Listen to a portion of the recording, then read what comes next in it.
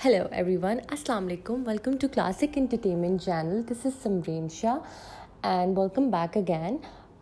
Thank you so much. सबसे पहले मैं करना चाहूँगी आप बर्थडे विशेस का बहुत बहुत शुक्रिया आप लोगों की विशेस की और मोहब्बत पर and I am really grateful and humbled. तो एक दिन का गैप आ गया. देखें मैं आपको बता रही हूँ कि ईद तक मतलब ईद के बाद इंशाल्लाह रेगुलर आना शुरू हो जाएंगी किस्तें.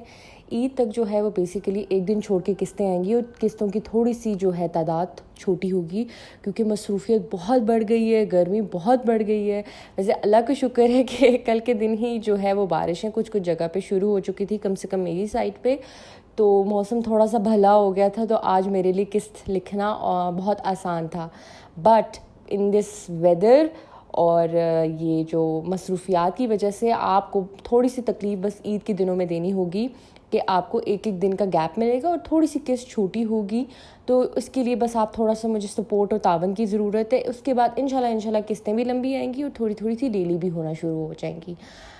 ठीक है, चलें अब किस्त को शुरू करते हैं, मज़ीद बातचीत नहीं करते. अच्छा, एक और बात है, किस्त को जब आप लोग पढ़ लें तो पढ़ने के बाद मैंने कुछ स्नीक पीक्स शेयर किए थे फेसबुक पे. जो लोग मुझे फेसबुक पे ज्वाइन किया हुआ है वहाँ पे स्नीक पीक्स अभी इस किस्त में नहीं आएंगी क्योंकि they just come according to the situation. तो जो स्नीक पीक्स हैं वो इंशाल्लाह कुछ जो मैंने रिलीज़ की हैं वो अगली किस्त में आएंगी, उससे अगली किस्त में आएंगी और उससे अगली किस्त में आएंगी. तो फिक्र मत कीजिएगा, ये मत पूछिएगा कि अभी तक ये वाला सीन नहीं आया, वो वाला सीन आएगा. सब सीन आएंगे. अगर मैंने शेयर किया है तो कोई भी चीज़ इंशाल्लाह मिस नहीं होगी और आप रिमाइंड ज़रूर करवा रहे हैं, that's a very good thing. लेकिन प्लॉट में शामिल है, दे आर जस्ट मेरा एक रफ सा पैच लिखा हुआ है सारा इरुष्का का और मैं सिर्फ इसको उर्दू में जो है वो समझें लिख रही हूँ. मेरा इंग्लिश का रफ पैच लिखा हुआ है इरुष्का का, रोमन उर्दू में भी रफ पैच लिखा हुआ है पूरी इरुष्का की A to Z स्टोरी तक. तो आगे जो है क्या कहते हैं जो है वो मैं अब इसको उर्दू में आप लोगों को पेश करती जा रही हूँ.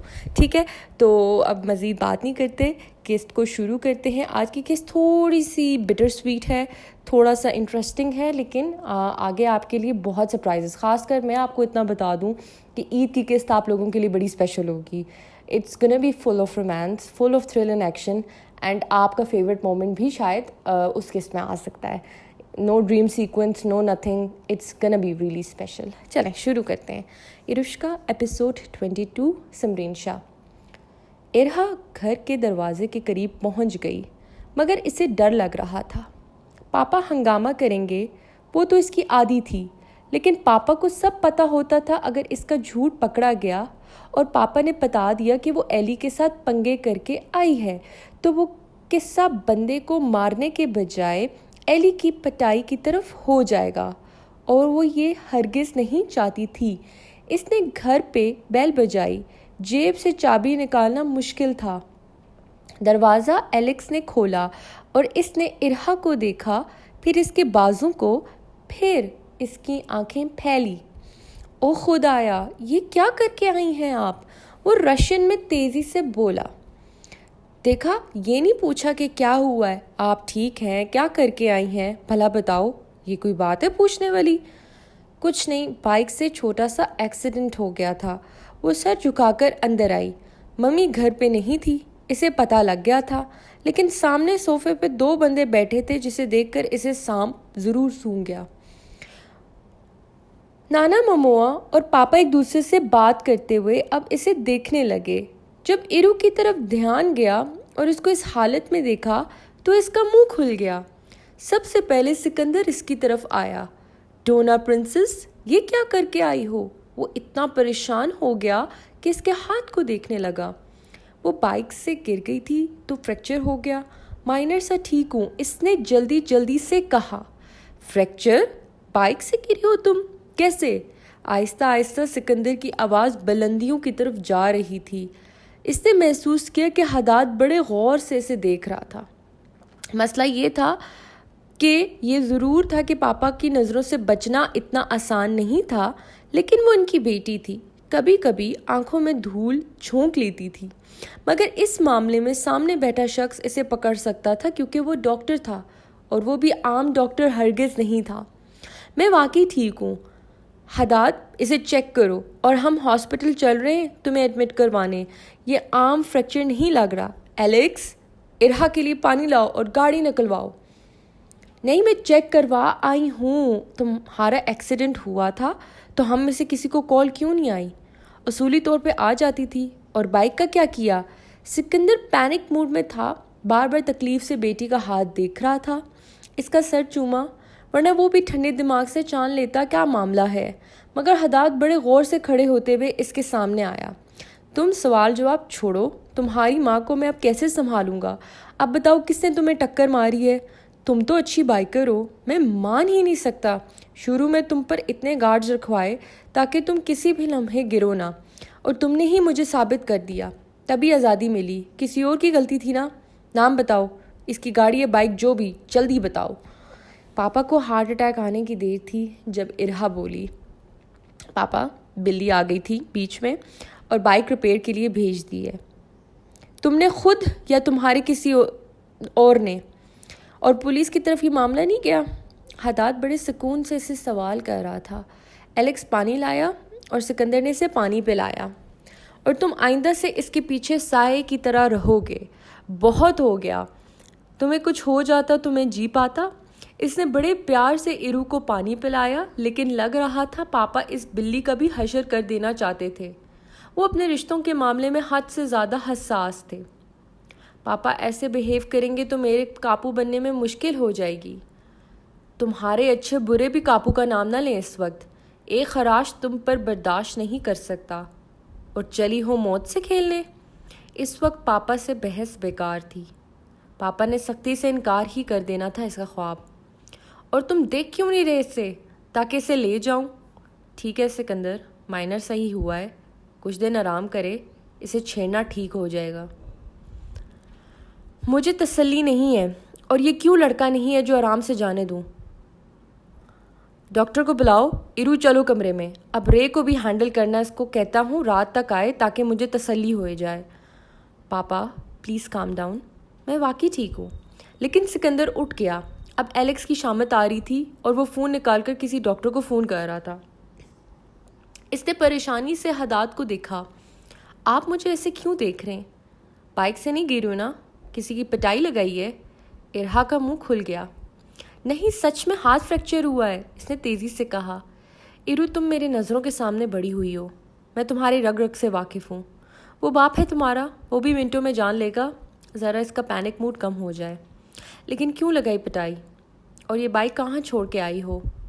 और ये प्लास्टर इसी बिला ने लगाया है ना? आपको क्यों लग रहा है मैं सुबह सुबह किसी को मारूंगी? और आप भी एली को बिला मत कहें, इस बेचारे ने कुछ नहीं किया, ये तो डॉक्टर जबान ने किया है। हदाद की भवें ऊपर हुई। डॉक्टर जबान, हड्डियों के स्पेशलिस्ट, और शायद ये वही क्लिनिक है जहां अलान भी 2 दफ़ा होकर आया है। मैं जानता हूँ इन्हें, और इनके मुंह से काफ़ी बार इसकी तारीफ़ सुन आया हूँ। अब बताओ वो क्यों था साथ? इरा अपने घर वालों के सामने नहीं जीत सकती थी। वो जिस बिज़नेस की बादशाह बनने जा रही थी, इसके घर वाले इसके बिज़नेस के खेल के पुराने और पक्के खिलाड़ी थे। वो सोच रही थी कि कम उम्री में काबू बनना ठीक नहीं था। इसे बहुत सारा एक्सपीरियंस और मेहनत चाहिए थी। बड़े शायद ठीक ही कहते हैं। दोस्त है मेरा, इसने आहिस्तगी से मुजरिमों की तरह सर गिरा कर कहा। बाइक पे बिठाया था इसे और अब इसके पास है। हदाद ये भी समझ गया, लेकिन शुक्र है पूरी बात नहीं पता थी। आपने लाजमी मुझ पे नज़रें रखी हैं, वो बुरी तरह बिगड़ी। रखी नहीं है, ज़रूरत ही नहीं। तुम मेरे लिए खुली किताब की तरह हो। देखो, तुम 2 कश्तियों में सवार होना चाहती हो, तो आज हाथ तड़वा लिया, कल 2 टांगों से भी जुदा होगी।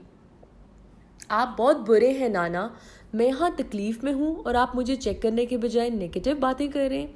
आराम करो, मैं तुम्हारे लिए खाने को कुछ लाता हूँ और तुम्हारे पापा को भी संभालता हूँ। फ़ौज ले आएगा मेडिकल की। इसकी कनपट्टी पे प्यार किए वो उठ पड़ा। इरहा मूड ऑफ किए हाथों को देखती रही। फिर इसने सोफे पे ढीले होकर लेटकर आंखें बंद ही की, मगर पापा के शोर पे दोबारा आंखें खुल गई। नहीं है वो ठीक। अलान मुस्तफ़ा, 1 हफ्ता क्यों? मतलब सिर्फ 5 दिनों में तुम वापस चले जाओगे? हम सब लोग खाने की टेबल पे मौजूद अगले दिन सुबह का नाश्ता कर रहे थे जब पापा के पूछने पे कि मैं कितने दिन यहाँ पे हूँ ताकि वो फैमिली ट्रिप प्लान करें, मेरे जवाब पर मम्मी तेज़ी से बोली, जी मम्मी, बस अचानक आना पड़ गया तो इतनी छुट्टी मिली है, मैंने ब्रेड पर बटर लगाते हुए कहा। लेकिन हम तो समझे जब तक बुराक भाई हैं यहाँ पर आप भी तब तक रहेंगे। पापा डिज्नीलैंड। अमीरा को दरअसल पेरिस जाना था। डिज्नीलैंड वो 3 बार हो आई थी, लेकिन इस बार वो अगट्ठे अपने भाइयों के साथ जाना चाहती थी। दफ़ा करो इसे, मैं तो हूँ ना, मैं तो ज़रूर चलूँगा पेरिस। सुना है फ्रांस की लड़कियाँ बहुत हसीन होती हैं। वो बेचारा हॉट कहने वाला था, मगर मम्मी की नज़रों पे बुराक ने तेज़ी से हसीन कहा। जितना बोल लो हसीन, शादी तुम्हारी पाकिस्तानी लड़की से करवाऊंगी। मम्मी ने घूर कर बड़ी ही संजीदगी से चाय का सिप लेते हुए कहा। हाँ, ताकि सारा दिन मैं इसका आप जनाब सुनता रहूं। चाय लेंगे, पानी लेंगे, बिला वजह रोना शुरू कर दे और तो और मेरी सारी डाइट का बेड़ा गर्क कर दे, और फिर मैं भी मोटा अंकल बन जाऊं 30 साल की उम्र तक। वो बिगड़ा। भाई, पहली बात, अलान भाई को डाइट का ख्याल है, आप अभी पराठा खा रहे हैं जबकि भाई ब्राउन ब्रेड। और पापा ने भी तो मम्मी से शादी की, हमारे पापा आप दोनों से भी ज़्यादा यंग लगते हैं। अमीरा तो पापा की लाडली थी और इसे पापा को मक्खन लगाना अच्छी तरह आता था। खैर, ये वाला मक्खन भी वीगन होगा। पापा मुस्कुराए। थैंक यू बाबा की जान, तुम्हें डिज्नीलैंड वो लेकर जाएगा, मैं नहीं। बुराक ने छुरी पकड़े, पहले इसकी तरफ फिर अपनी तरफ इशारा करके कहा। पापा प्लीज़, अलान भाई इतने अरसे बाद आए हैं, इन्हें रोक लें। 5 दिन रह गए हैं तो हम कल चले जाते हैं और 2 दिन में वापस आ जाएंगे। मुमकिन नहीं, मुझे पोलैंड जाना है कल, और तुम्हारी मम्मी का भी कोई ऑडिट मीटिंग है। मेरी डेट्स मैच तब करें जब अलान के पास 1 दिन होगा। अमीरा का मूड ऑफ हो गया। पापा ने गहरा सांस लिया। इन्हें अपनी बेटी को अपसेट करना अच्छा नहीं लगता था। एक काम करो, तुम बच्चे लोग चले जाओ, बुराक बुकिंग करवा लो, मैं नॉर्मल फ़्लाइट ले लूँगा, तुम लोग जेट में चले जाओ। लेकिन भाइयों के साथ खाली जाना, एक काम करूँ, दुआ और इरू को भी साथ ले चले। मेरे हल्क में ब्रेड फंसा ही फंसा, लेकिन इस बार बुराक ने भी खांसना शुरू कर दिया बुरी तरह। पागल हो, हॉलीडेज पे जा रहे, हैलोवीन इवेंट पे नहीं कि चड़ेलों को साथ लेते चलें। बुराक तेज़ी से बोला। रिया के साथ हॉलीडे, वो भी डिज्नीलैंड? तुम खिला देना पेरिस में हॉट चॉकलेट और क्रोसॉन्ट। क्या वो जो मुंह से बोलती थी सच हो जाता है? नहीं, रिया कैसे जाएगी, सिकंदर भाई कभी जाने नहीं देंगे इसे। बुराक बिहेव, पापा ने इसे डपटा। बात करके देख लो, वली को तो एतराज़ नहीं होगा, मगर सिकंदर का मैं कुछ नहीं कह सकता। वो मज़ीद बोले। हाँ आप ठीक कह रहे हैं, मगर मैं खुद जाऊंगी सिकंदर अंकल के पास, वो मेरी बात पे इनकार नहीं करेंगे। मुस्तफ़ा आप क्या कर रहे हैं, वो नहीं मानेंगे, और ऐसे गैरों की लड़की को लेकर जाना ठीक नहीं है। मम्मी बीच में बोली। मुझे ज़रा अच्छा नहीं लगा, मगर एक तरह से मम्मी ठीक कह रही थी। रिया के साथ वहाँ मोहब्बतों के शहर में जाना नामुमकिन था। मम्मी, लेकिन आपको रिया को गैर तो नहीं कहना चाहिए। मम्मी, गैर थोड़ी है इरू, तो हमारी फैमिली है, और दुआ और मेरी इससे बहुत बनती है, और आप शायद भूल रही हैं, भाई की तो बेस्ट फ्रेंड है। लेकिन चंदा, मम्मी कुछ कहने ही वाली कि पापा ने टोका। बेबी गर्ल, जाने दो, वो बेचारी मार धाड़ों के माहौल से ज़रा हटे। बुराक और मैं ज़रूरत से ज़्यादा खामोश हो गए थे। अचानक फ़ोन कॉल आई, मैंने देखा तो हदाद सर की कॉल थी। डैम, ये कॉल क्यों कर रहे हैं? Sorry, 1 second. मैंने हाथ साफ किए और फ़ोन उठाकर कानों से लगाकर किचन की तरफ गया, फिर हाथ धोने। अस्सलाम वालेकुम सर, कैसे हैं आप? मैंने बड़े मुद्दबाना अंदाज में इनसे सलाम किया। वालेकुम सलाम, कैसे हो अलान? सुना है तुम ऑस्ट्रिया आए हो। मैं ठहर गया। जी सर, सॉरी आप लोगों के घर आ नहीं सका। बी आपा कैसी हैं, नाराज़ तो नहीं है? नहीं ठीक है वो। अच्छा, वो आज फेरेदोन की सालगिरह है तो वो अपने दोस्तों को खाली बुला रहा है, तो क्या तुम और बुराक आ सकते हो? बॉयज़ नाइट है, इन्हें साथ ले जाओगे? मेरी आंखें फैल गई। नो प्रॉब्लम सर, टाइम बता दें। इनसे मज़ीद बात करने के बाद फ़ोन बंद हो गया। बुराक अंदर आया। हदाद सर का फ़ोन आया था, फेरेदोन की बर्थडे है, कह रहे हैं कि हम इसके और दोस्तों के साथ बाहर एंजॉय करने के लिए निकलें। अच्छा ठीक है, वैसे हम सबका शोफर ही बना दिया है, इसको लेकर चलो, उसको लेकर चलो। हम छुट्टियां पे आए हैं या बच्चों की डे केयर आयाबाजी बन गए? मूड क्यों ऑफ है? और कौन सी लड़कियां हैं, लड़के दूध पीने वाले हैं? तुम अपना एंजॉय करना, मैं देख लूँगा सबको। मैंने कहा ही, मगर बुराक ज़रूरत से ज़्यादा संजीदा नज़र आ रहा था। क्या वजह थी? क्या छुपा रहा था वो? इतना आसान नहीं है जब वो होगी। वो दांत पीसते हुए बोला। कौन होगी? रिया?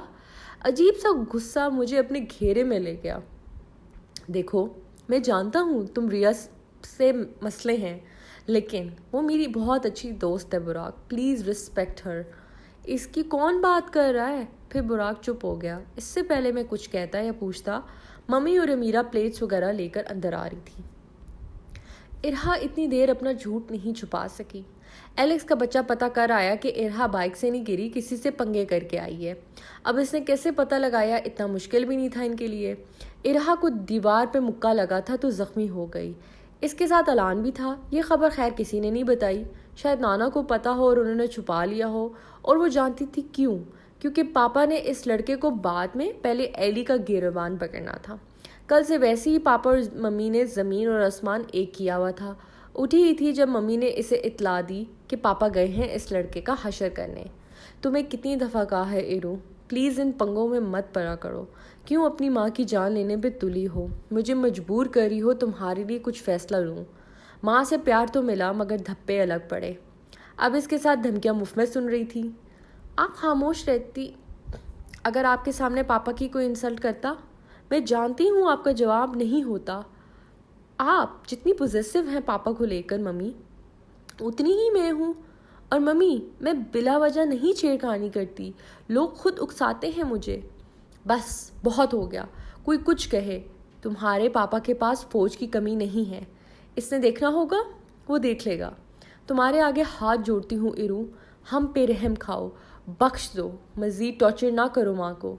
बेटा पैदा नहीं किया, बेटी लाई हूँ, बेटी बनो। जिस दिन माँ मर जाए उस दिन करना है ये गुंडों वाले काम। इरहा बुरी तरह हर्ट हुई। वो बिल्कुल चुप करके बैठ गई। मम्मी कभी कभी बहुत बुरी तरह दिल दुखा देती थी। ऐसा लगता था कि मम्मी की वो कभी चाहिए ही नहीं थी। इन्हें हमेशा बेटा चाहिए था और बेटे का दुख था। माँ चली गई तो आंखों में आने वाले आंसुओं को इसने साफ किया। सारी ज़िंदगी इसने यही कोशिश की कि पापा और मम्मी को की कमी कभी महसूस ना होने दे बेटे की।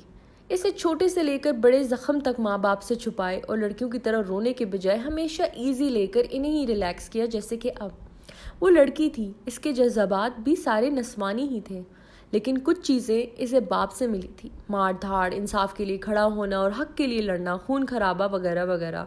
मतलब जो कुछ सिकंदर करता था वही इरहा के शौक़ बन गए। सिकंदर की मजबूरी थी, वो इरहा के लिए जुनून था। इसने बदलने की कोशिश की, शायद वक्त के साथ इसके काबू वाला ख्वाब कम या ख़त्म हो जाए, मगर वो ये नहीं कर सकती थी।